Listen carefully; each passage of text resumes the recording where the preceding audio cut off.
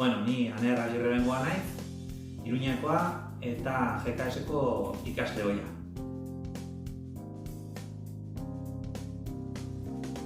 Urte horiek gogoratzen ditut oso urte politak, laburrak hori bai, 2 urte bestetik ez ziren izan, baina oso intensoak. Oso lagun onak egin dituen, eta batez ere urte horietan ohartu nintzen ikasketetaz disfrutatzen antzela. Zikloa bukatu nuenean, pena handiz bukatu nuenean, 2 ikasketan dituen buruan, baten Gorputz Hezkuntzako magisteritza eta bestea IBEF, edo gaur egun Kapiden, ezta?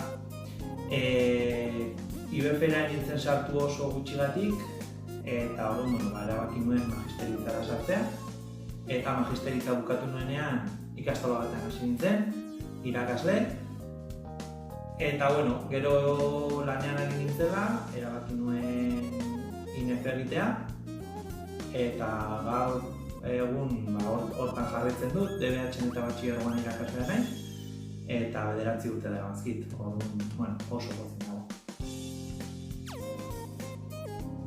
Eta baten bat zalantza baldin badago, dudik ez izateko esango nioke, ez baldin badaki unibertsitatera joan edo goi mailako ziklotik hasi, nik nire ikaslei esaten diedana, zazten lehenengo ziklora, ikusi zer dagoen, gustoko duzuen, eta ondoren ikusiko duzue unibertsitatera joan nahi duzuen ala.